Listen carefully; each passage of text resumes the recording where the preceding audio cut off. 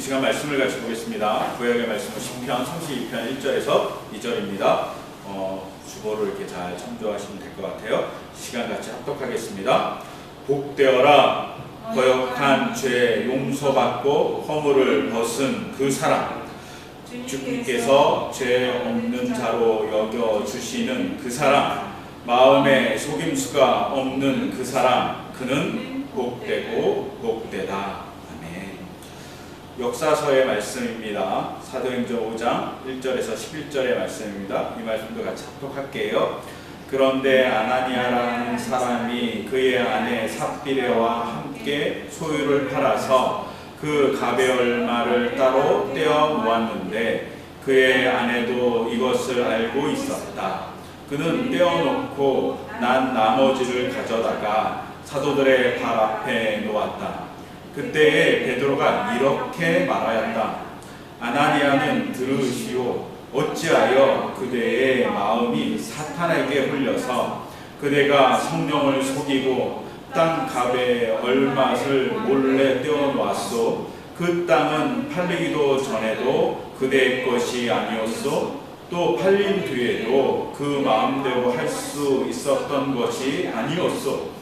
그런데 어찌하여 이런 일을 할 마음을 먹었소?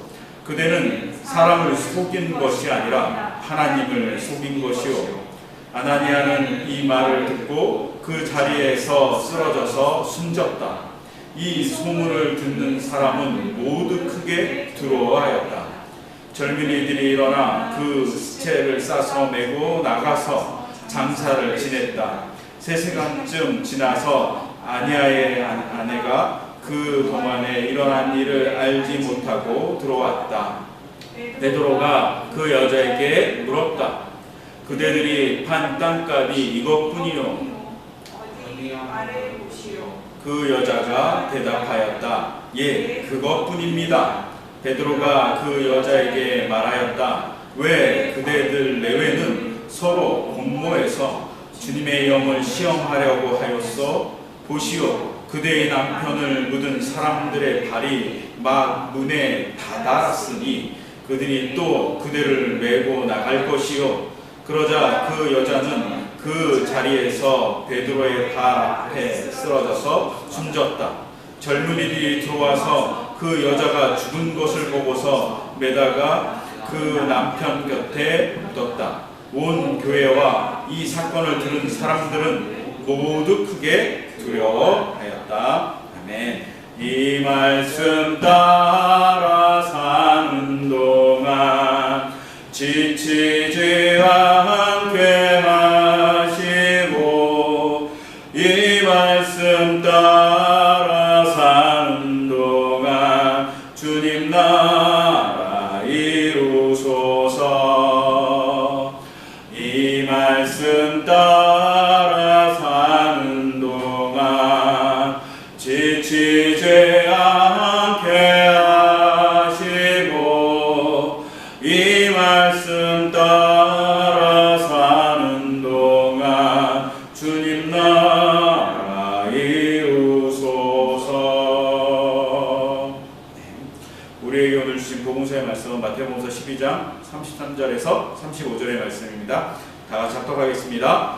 나무가 좋으면 그 열매도 좋고 나무가 나쁘면 그 열매도 나쁘다.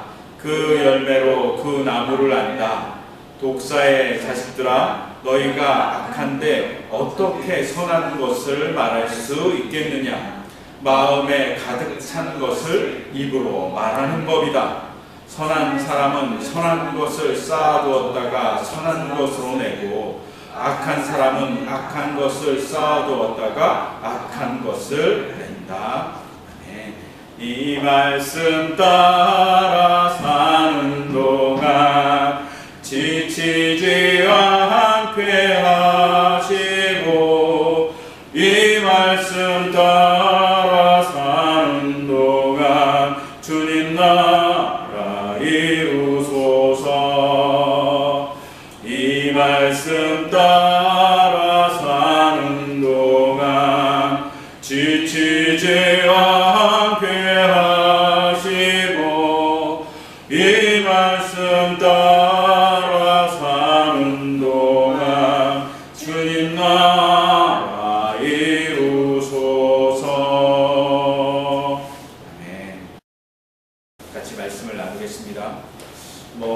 개인적으로는 공포영화, 좀비 영화 이런 거 잘 안 봅니다. 싫어하고요. 잔상이 너무 많이 났습니다. 하지만 우리 아들은 아주 좋아합니다. 근데 좋아하지만 좀비를 무서워합니다. 그래서 저희 아들한테 물어봤습니다. 왜 무서워하냐고. 좀비를 왜 무서워하죠? 안 죽어요. 좀비가 죽지 않아서라고 그래요. 사람들이 이렇게 죽지 않으니까 계속 살아나니까 무서운 거죠. 이게 사람마다 이렇게 무서운 게 다 다르죠. 우리 엄마는 벌레를 무서워합니다. 마찬가지로 저도 무서워하는 거 되게 많습니다. 폐소공포증도 있고, 그래서 좁은 곳에 갇히는 거 너무 싫습니다. 특히 제가 병원에 가서 제일 싫어하는 건 MRI 기계입니다. 그 좁은 공간에 갇히는 거 너무 싫어요. 그래서 MRI 잘 못 받아요. 네. 또 개인적으로는 기생충이라는 영화 오스카에서 4개나 상을 받았는데 그 영화가 참 어려웠어요. 왜냐하면 반지하와 방공호 같은 게 막 나와. 너무 많이 어려웠어요. 이게 각각 무서운 게 있죠. 삶에서도 무서운 게 있고 뭐 영적으로도 무서운 게 있고 그렇잖아요. 근데 저 개인적으로 성경에서도 무서운 거 있어요. 성경에서 제일 무서운 건 이렇게 뭐 사단이나 뭐 악마다 아니면 귀신 뭐 이런 거 전혀 안 무섭습니다. 왜냐하면 하나님 옆에 계시니까 안 무서워요. 근데 제가 제일 공포스럽고 마음속에 정말 무겁다고 생각하는 성경 본문들이 몇 개 있는데 그 중에 하나가 오늘 읽었던 본문이에요. 특히 오늘 잘 아시는 아나니아와 삽비라는 사람이 나오는 본문이 개인적으로 되게 무섭고, 그리고 개인적으로는 이거를 어떻게 받아들여야 되는지 되게 고민이 되는 본문이에요. 다 아시는 내용이지만 간단히 정리하면 이렇습니다. 아나니아와 삽비라는 부부가 있었죠. 한 부부가 있었는데 이 사람들이 소유를 팔아갖고 구제를 하려고 사도들에게, 그러니까 예수님의 제자들에게 발 앞에 내놓습니다. 그리고 이렇게 얘기합니다. 소유를 판 재산의 전부입니다 라고 바치는 거예요. 그랬더니 사도 베드로가 물어봅니다. 정말 전부냐? 그러자 전부라고 얘기하니까 베드로가 그 전부가 아닌 것을 알고 왜 속이냐고 얘기합니다. 그 속이는 게 하나님을 속이는 거라고 이렇게 나무라자마자 남편이 먼저 죽고 또 후에 나타난 아내 삽비라가 죽습니다. 거짓말을 한 거죠. 이 거짓말을 한 사건으로 사람이 죽어버려요. 근데 이 죽어버린 사람들이 어떤 사람들이냐면 예수님을 믿는 사람이고, 그리고 어쩌면 아나니아 삽비라는 이름이 나오는 것을 보면 초대교회에서 대단히 이름이 알려진 사람들일 수도 있습니다. 또 그 그룹에서는 어느 정도 덕망이 있는 사람일 수도 있습니다. 근데 이 사람들이 단지 재산을 팔아서 조금만 바쳤다는 이유로 죽어버린 겁니다. 너무 두렵죠. 그리고 이것을 보고 온 교회와 이 일을 듣는 사람이 두려워하였다고 되어 있어요. 이런 상황을 보면 교회 열심히 다니는 사람들, 혹은 교회 직분자들, 저같이 목사, 혹은 교회 교육자들이 어쩌면 이 본문을 보면서 가장 무서워해야 되지 않을까 싶어요. 왜냐하면 교회를 다니는 사람에 대한 하나님의 분노가 있기 때문에. 그러니까 무서운 마음으로 이걸 봐야 되죠. 그런데 이걸 또 전체적으로 크게 보면 무서운 얘기가 아니라 사랑의 얘기로도 들리기도 합니다. 왜냐하면 초대교회가 막 시작했어요. 막 시작했는데 초대교회가 무너질 것 같은 상황이 발생하는 거죠. 어떤 걸로? 거짓말로. 그러니까 회초리를 든 거죠. 그 회초리가 좀 심해갖고 사람이 죽긴 했는데 그럼에도 불구하고 회초리를 들었습니다. 초대교회를 너무 사랑하셔서. 제가 저희 아이에게 회초리를 들거든요. 근데 남의 아이들한테는 회초리를 들지 않습니다. 제가 남의 아이들을 때리지 못합니다. 왜? 두 가지죠. 하나는 남의 아이를 잘못 때리면 고소당할 거고, 그것보다 더 중요한 건 남의 아이들은 그만큼 아끼지 않기 때문에 저희 아이에게는 기대가 있고 저희 아이에게는 그 아이가 잘 자랐으면 좋겠다라는 바람이 있고, 그리고 그것에 만큼의 사랑이 존재하기 때문에 회초리를 들죠. 어쩌면 초대교회에 하나님이 회초리를 든 사건이 아나니아와 삽비라의 죽음일 수 있어요. 그러니까 이건 공포스러운 일이면서도 되게 사랑스러운, 되게 이상한 일이죠. 근데 그럼에도 불구하고 의문이 들어요. 왜 죽였을까 하는 겁니다. 하나님이 베드로가 죽었긴 했지만, 베드로가 죽을 거라고 얘기했지만 사실은 그렇게 큰 거짓말일까요? 생각해보면 그렇게 큰 거짓말도 아니에요. 자기가 재산을 팔았는데 일부만 내놓고 다 바쳤다고 거짓말한 거죠. 사실은 그 당시에 악한 일로 보면 죽여야 될 사람이 더 많죠. 예수님을 죽인 로마 사람들, 예수님을 팔아버린 유대의 지도자들, 이 사람들을 죽이는 게 더 합당해 보이거든요. 근데 너무나도 당혹스럽게 이 본문은 누구를 죽이냐면 예수님을 따르겠다고 고백하고, 심지어는 자기 재산을 일부 바친 아나니아 삽비라가 죽습니다. 그것도 거짓말했다.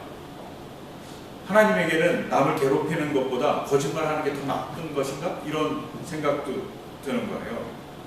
근데 이 본문을 좀 자세히 보고, 이 본문이 왜 이렇게 얘기했는지 정확하게 알 수 없지만 좀 해답을 찾을 수 있는 건 레위기 10장에, 레위기 10장에 보면 무슨 내용이 나냐면 나답과 아비후라는 사람이 나와요.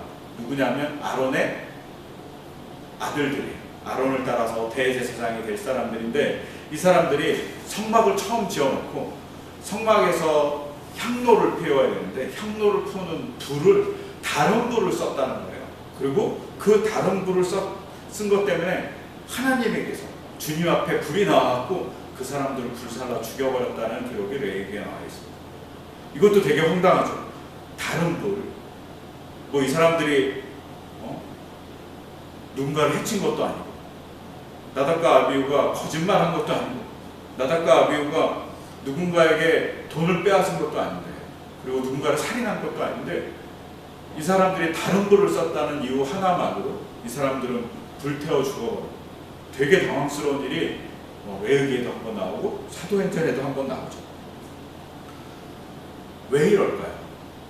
사실은 더 악한 일을 한 사람들이 되게 많아요. 다윗 보면 남의 아내를 가로채갖고 자기 아내로 만들고, 다른 그 사람의, 그 여자의 남편은 전장터에서 죽게 일부러 꾀를 짜갖고 죽게 만들잖아요. 정말 악하지 않습니까? 이런 걸 보면 다윗은 죽어야 될 사람이죠. 또 아합이라는 왕이 있었는데 남의 포도밭을 빼갖고 그 포도밭의 주인을 죽이는 일들을 아내랑 공모합니다. 그러면 즉살해야 되죠. 근데 그 사람은 나중에 죽죠. 이런 거 보면 더 악한데, 악한 사람은 놔두고 하나님이 하나님의 일을 하는 사람들인 나답과 아비후, 그리고 하나님의 교회를 섬겼던 아나니아와 삽비라를 죽이는 일이 벌어져요. 이거 참 곤란한 일이죠.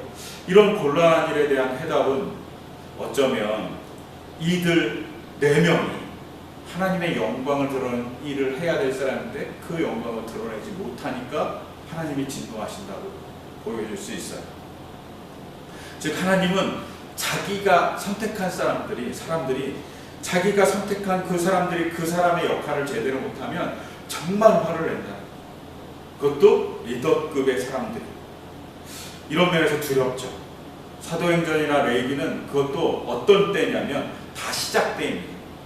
레위기는 이스라엘 사람들이 출애굽해서 하나님의 백성으로 살아가는 것을 시작하는 때였는데 그때 잘못하니까 하나님이 징계하십니다.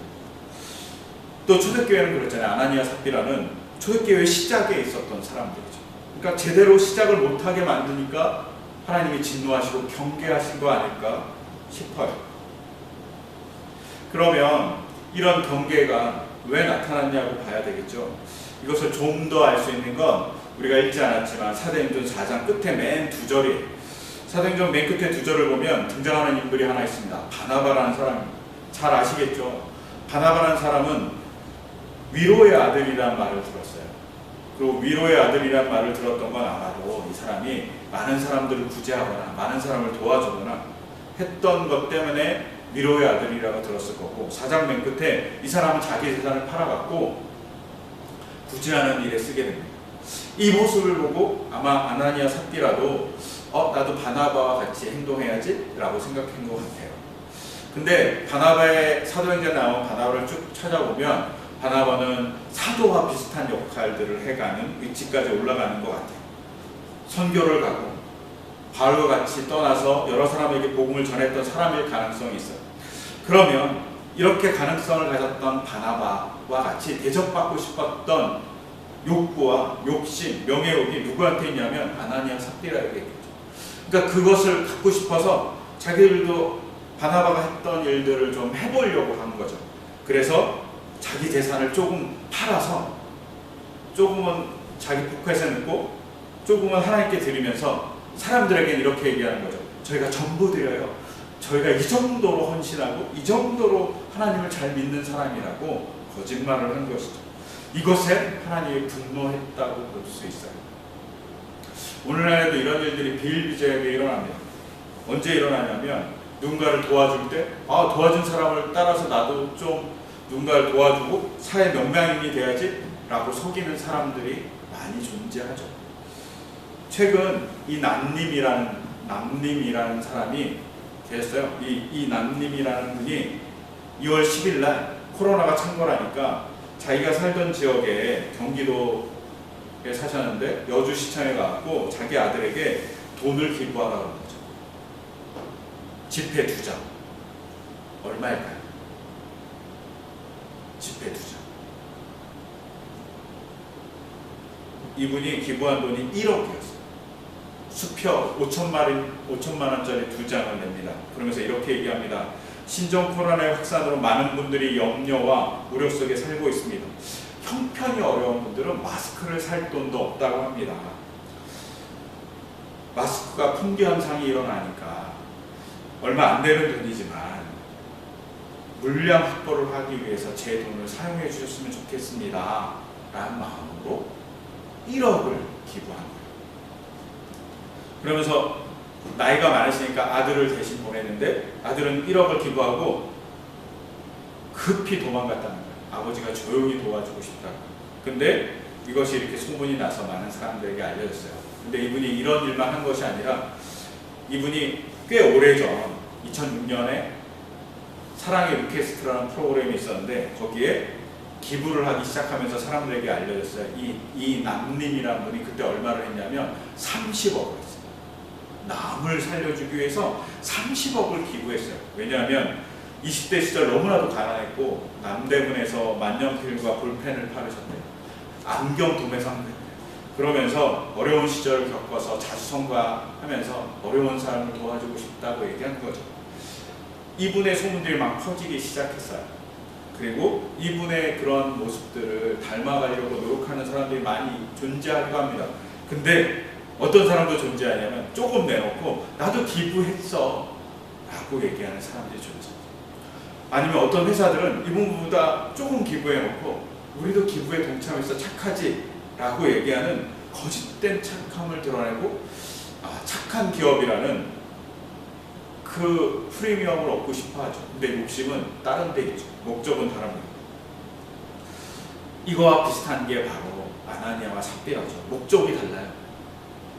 정말 하나님의 사람을 사랑해서 자기 재산을 팔아서 도와주는 게 아니라 바나바와 같이 놀라운 이름의 명예를 얻기 원하고 혹은 사도와 같은 역할을 할 수 있는 사람이 되고 싶어하는 그런 모습이 있을지도 몰라요. 이 마음속에 악함이 존재하는 거죠. 거짓말이 존재하죠. 그래서 오늘 시편을 보면 이 거짓말이 존재하는 것을 악하다고 얘기하면서 반대로 뭐라고 얘기하냐면 속임수가 없는 사람이 복이 있다고 얘기해요. 복 있는 사람이 속임수가 없는 사람이에요. 거짓말을 하지 않는 사람이 복 있는 사람이죠. 저는 거짓말을 안 하는 것이 깨끗하고 용기 있는 사람이라고 생각해요. 근데 그 복 있는 거 갖기 쉽지 않다는 것이죠. 그리고 그 복 있는 속이지 않는 마음을 가졌을 때 자신뿐만 아니라 사회도 건강해져요. 만약에 속이는 사회라고 가정해보세요. 그러면 너무나도 힘들지 않을까요? 모든 걸 의심하면서 살아야 되잖아요. 그리고 오늘날 우리가 마트나 혹은 시장에 가서 유기농이라는 것을 보면서 정말 유기농일까?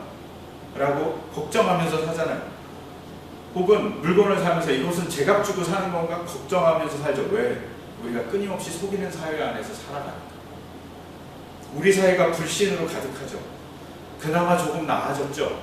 하지만 불신을 자꾸 만들면 사회는 점점 어려지고 사회는 파괴되게 되겠어요.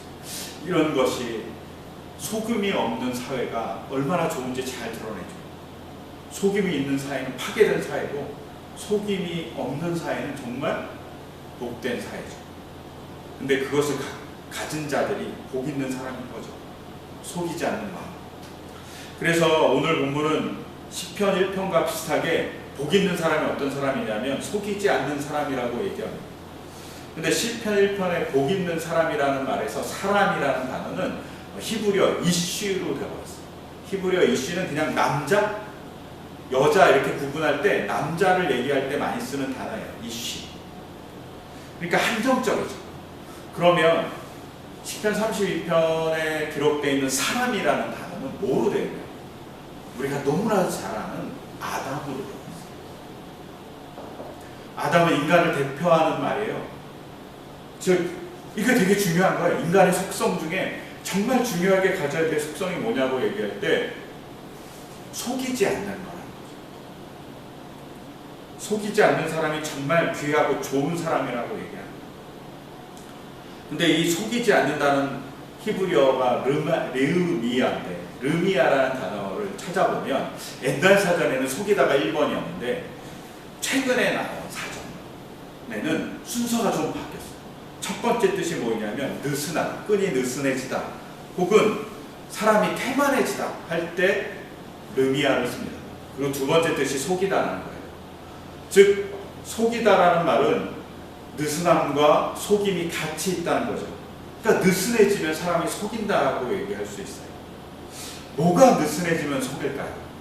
저는 관계가 느슨해지면 속인다고 생각해요. 누군가를 속일 관계로 느슨해지면 그 사람에게 사기를 치죠. 아니면 그 사람이 두렵지 않으면 사기를 치죠. 혹은 자기가 혼날 것이 더 두렵고 속이는 것이 덜 두려워질 때 혼나는 것 때문에 속입니다. 하지만 그렇게 속이는 혼남을 무서워해서 속이는 것이 쌓이면 불신이 되죠. 그러면 더 이상 믿을 수 없는 사람이 돼요. 어려워지는 거죠. 이것은 하나님과의 관계도 마찬가지죠. 하나님의 관계가 멀어지고 관계가 느슨해지잖아요. 그럼 어떻게 되냐면 속이는 사람이 되는 거죠. 저는 이 모습이 꼭 휴대전화 같다고 생각해요. 하나님의 관계가 끊어져서 속이는 그 관계가 휴대전화 비슷해요. 왜냐하면 휴대전화를 충전하면 끊임없이 쓸 수 있어요. 에너지를 받아서 휴대전화로서의 역할을 잘 하죠. 근데 충전기에 빼갖고 충전기에 안 끼워놓으면 언젠가는 방전돼서 전원이 끊어져요. 더 이상 관계를 맺을 수 없는 그냥 아무 소용이 없는 액정에 달려있는 유리 조각에 지나지 않는 쇳덩어리에 지나지 않는 그냥 네모난 기계가 되는 거죠. 왜요? 충전기하고 끊어졌으니까. 근데 문제는 충전기하고 끊어졌을 때도 어느 정도 작동을 한다는 거죠. 작동은 잘하고 있죠. 하지만 자기가 그것을 다시 충전하지 않으면 작동할 수 없는 휴대전화가 되어버리고 하나님과의 관계도 있죠. 하나님하고 관계가 끊어지면 그래도 작동하죠. 근데 그 작동하는 것이 점점 방전되면 하나님과 관계가 끊어지면 무용한 스마트폰이 될 수 있는 무용한 인간이 되는 거죠. 이 모습이 관계가 늘어지는 모습하고 똑같고 관계가 늘어지는 모습은 늘어지면 속이는 자가 되는 거죠. 우리가 그럴 수 있어요. 내가 관계를 잘하고 있느냐, 하나님과의 관계를 잘하고 있느냐 끊임없이 물어봐야 되는 거죠. 하나님께 에너지를 공급받고 있느냐 끊임없이 물어봐야 됩니다. 그렇지 않으면 휴대전화가 코드에서 빠져서 전원을 공급받지 못해서 점점 방전돼서 쓸 수 없는 상태가 되는 것과 똑같이 되죠. 그렇게 되면 하나님과 떨어져서 우리는 속이는 자가 점점 될 수 있는 가능성을 갖습니다. 또 다른 이 속이는 자가 된다는 관계의 문제에서 느슨해짐은 어떤 거냐면 하나님과 관계가 느슨해지면 다른 관계가 밀착된다는 거죠. 하나님과의 관계가 느슨해졌다고 해서 다른 관계도 느슨해지냐? 그렇지 않고 하나님과의 관계가 느슨해지면 다른 것과 느슨했던 관계가 더 밀접하게 바뀝니다. 아마도 아나니와 삽비라는 하나님과의 관계가 느슨해졌어요. 뭐 때문에? 명예와 욕심과 사도직에 대한 어떤 갈망들이 그 자리만 보게 되죠. 그러니까 그 자리만 보게 되니까 어떻게 되냐, 하나님은 안 보이고 그 자리와 더 자기가 밀착하는 관계가 돼버리죠.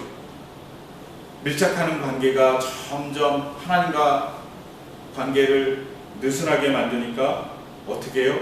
하나님을 속이는 자가 되는 거죠. 욕심에 혹은 경쟁에 자기 생각의 우선에 훨씬 더 많이 투자하는 사람이 되고 훨씬 더 많이 근접한 사람이 되고 거기에 충성하는 사람이 되죠. 그래서 속이는 거죠. 근데 이 속이는 게 얼마나 무서운 건지 알 수 있는 건 창세기 3장이에요. 뱀이 와서 첫 번째 한 일은 속이는 거였어요. 그러니까 속이는 게 얼마나 무서운지 알 수 있죠.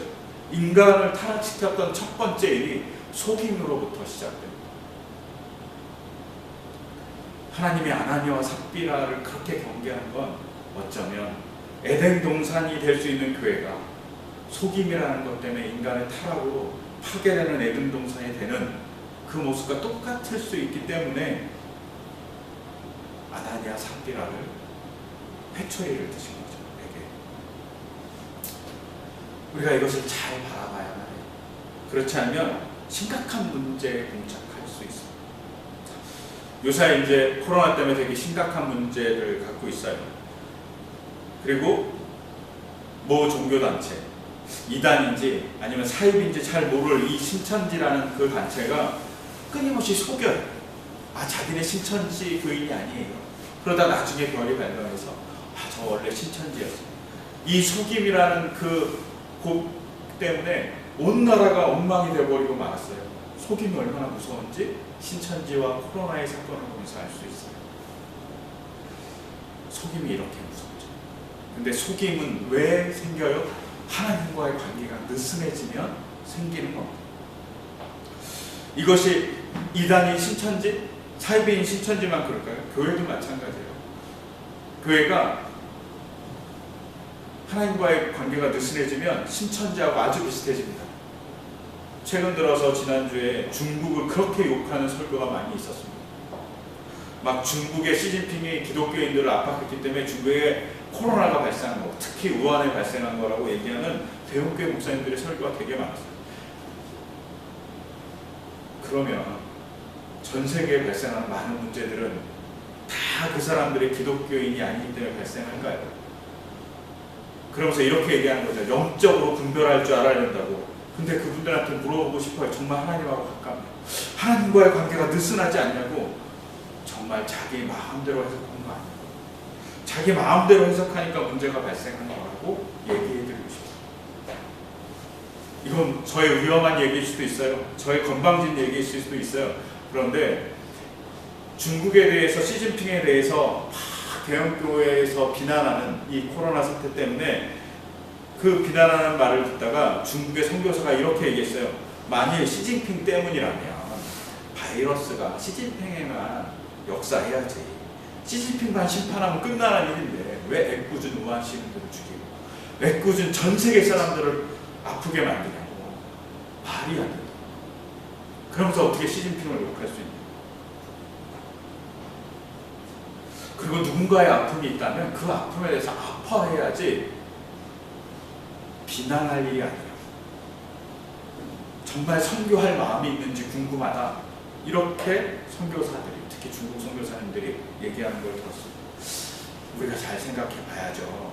우리 마음속에 정말 하나님과 가까워서 하나님의 뜻대로 잘 보지 않으면 우리도 관계가 느슨해져 속이는 일이 비일비재하게 벌어질 수 있죠.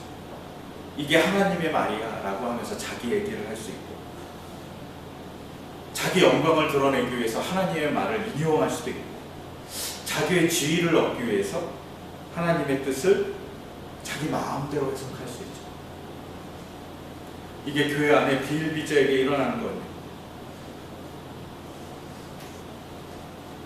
또 교회 안에서 가짜 뉴스, 험담 뭐 이런 것들도 많이 유포해요. 왜? 그것을 통해서 자기가 이득을 얻으려고요. 이득이 하나님보다 가까운 거죠. 이것이 사기를 치고 이것이 속임수를 쓰는 거죠. 그리고 이것이 공동체를 파괴하고 하나님과 관계를 파괴하는 일이 됩니다. 우리가 일명 가짜 뉴스라고 그러죠. 가짜 뉴스는 에덴 동산을 처음 파괴했던 사탄의 일과 똑같은 일이에요. 얼마나 무서운 일인지 잘 알아야 되죠. 또 누군가 거짓말을 하기 시작하는 것은 에덴 동산을 파괴했던 뱀의 유혹을 받아서 인간이 처음으로 했던 일들일 수 있습니다. 속이는 것. 이런 일들을 우리가 하지 않기 위해서 필요한 게 뭐냐면 공동체인 거죠. 교회 공동체.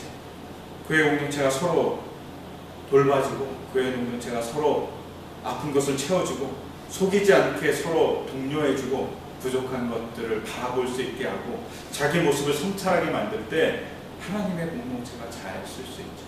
아마도 초대교회는 아나니아 삽비라의 그 때아닌 죽음 때문에 많은 반성, 많은 발음을 찾으려고 노력했을 겁니다.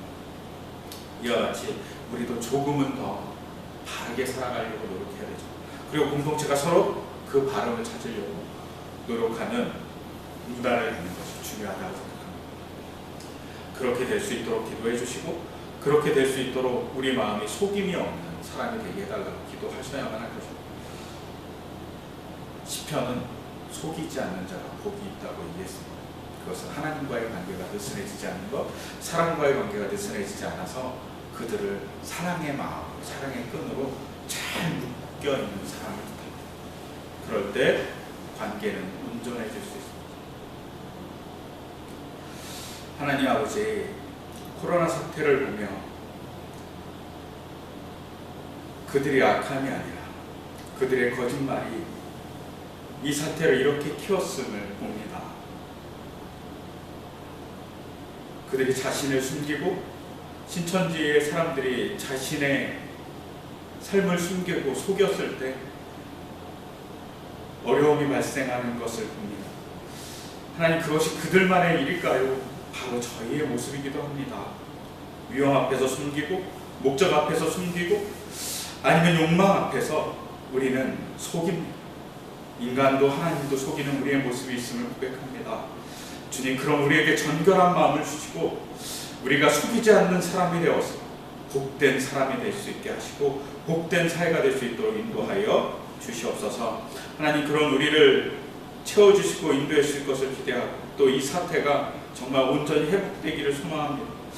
많은 사람들이 아픔에 겪고 많은 사람들이 어려움을 겪고 있는 이 자리, 주님의 치유의 손길이 간절히 필요합니다. 주님, 치유하여 주시고 회복시켜 주시옵소서. 그리고 그것을 통해서 다시 웃음이 넘쳐날 수 있도록 주께서 도와주시기 원하며, 주님이 그대 앞에 계셔서 그대에게 바른 길 보이시기 바랍니다. 주님이 그대 곁에 계셔서 그대를 팔로 껴안아 지키시기 바랍니다. 주님이 그대 뒤에 계셔서 못된 사람들의 흉계에서 그대를 보존하시기 바랍니다. 주님이 그대 아래에 계셔서 그대가 떨어지면 받아주시고 그대를 덫에서 끄집어 내시기 바랍니다. 주님이 그대 안에 계셔서 그대가 슬퍼할 때에 그대를 위로하시기 바랍니다. 주님이 그대 둘러에 계셔서 남들이 그대를 덮칠 때 막아주시기 바랍니다. 주님이 그대 위에 계셔서 그대에게 복 주시기 바랍니다. 이처럼 그대에게 은혜로우신 하나님이 복 주시기 바랍니다. 이제는 주 예수 그리스도의 은혜와 하나님 아버지의 지나신 사랑과 성령님의 돌보시고 치유하심이 이 자리에 있는 우리 교회의 모든 분들과, 그리고 같이 하지 못한 모든 분들과, 또 병마와 싸우고 방역과 싸우는 모든 분들에게 같이 하시기를 간절히 축원하옵나이다.